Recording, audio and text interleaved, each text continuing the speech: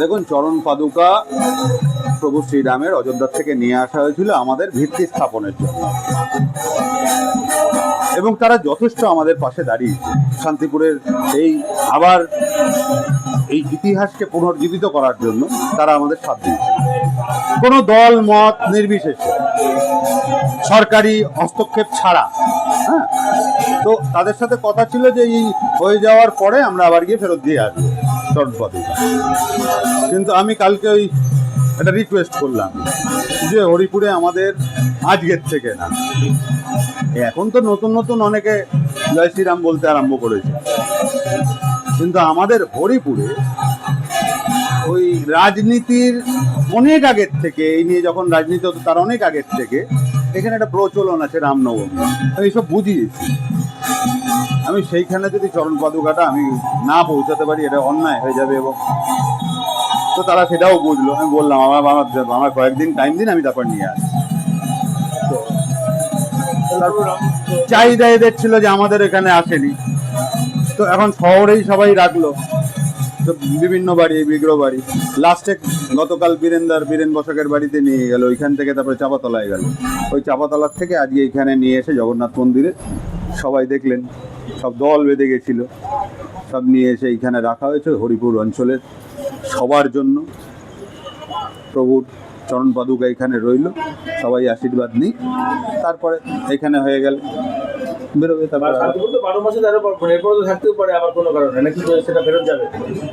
আমি আপনাদের একটা ইন্টারেস্টিং মজার জিনিস বলি। এরপরে আসছে ধনু, বিশাল ধনু।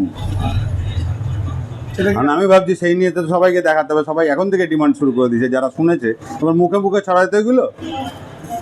শ্রীরামের ধনু বিদিকি ছিড়িয়েছে, একবারে সোনায় মোড়ানো, বিশাল 6.5 ফুট হাইট, প্রায় তার থেকে বেশি হবে।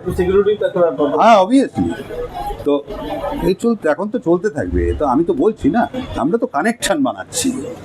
অযোধ্যা, পুরীর ধাম, গোবর্ধন ধাম, টার্গেট একটা। শান্তিপুর আলোচনায় থাকবে, শান্তিপুরকে নিয়ে চর্চা হবে, সবাই চিনবে, এবং শান্তিপুরের সেই হারানো ঐতিহ্য শান্তিপুর আবার ফিরে পাবে। এর উপরে বেস করে শান্তিপুরের একটা অর্থনৈতিক উন্নতির দিকে এগিয়ে যাবে। কারণ এখন নতুন তো কিছু হচ্ছে না, বুঝলেন তো। এইটুক সংসাধন, তার ভেতরেই সবাই ভাগাভাগি করছে, টানাটানি করছে। ওই যে ভাতা ওরিয়েন্টেড হয়ে গেছে, এখন কি করবে মানুষ। কিন্তু শান্তিপুর তো এরকম ছিল না। শান্তিপুরে একটা হোমগ্রোন ইন্ডাস্ট্রি ছিল, তাঁত শিল্প। আজকে সেটা শেষ। আর সেই নিয়ে সবার খালি প্রতিশ্রুতির পর প্রতিশ্রুতি, আর যেটুকুই দিচ্ছে তারপরে সেই নিয়ে আবার টানাটানি হয়ে যাচ্ছে, কেউ নিয়ে পালিয়ে যাচ্ছে যার হাতে যেটা পড়ছে। তো এই জায়গা থেকে ঘুরিয়ে আনার জন্য শান্তিপুরের প্রতি ইন্টারেস্টটা জাগানো মানুষের প্রথম দরকার, বুঝতে পেরেছেন। এখানে একটা তীর্থক্ষেত্র হচ্ছে, এখানে রাম মন্দির হচ্ছে না খালি, এখানে শ্রী কৃত্তিবাস রাম মন্দির তীর্থক্ষেত্র হচ্ছে। এবং মানুষের ভেতরে উন্মাদনা দেখছেন তো, সব বাইরের থেকে ব্লগার্সরা এসে ব্লগ করছে যে এইখানে সমস্ত কিছু। আমরাও ঠিক সেই স্কেলে নিয়ে যাচ্ছি জিনিসটাকে, দেখছেন তো। কালকের অনুষ্ঠান দেখলেন, এই অনুষ্ঠান কেউ দেখেছে শান্তিপুরে? বাংলায় কজন দেখেছে? তা আমরা মাথা নিচু হতে দেব না শান্তিপুরে, বুঝলেন। প্রতিজ্ঞাবদ্ধ, তাতে যা থাকে যা যায়। একটা প্রশ্ন রাখবো, প্রভু রামের অনেক কিছুই আসছে, ধনু আসছে বা চরণ পাদুকা, জানকী মাতারও কি কিছু আসবে? এটা ভালো বলেছেন। যে রাম জানকী মন্দির আছে এখানে, বুঝলেন, তারাও আমাদের ওই পুরোহিতদের একদিন ভোজন করিয়েছিল নিজেরা ডেকে। দেখছি, প্রস্তাবটা নিলাম আপনার। Thank you.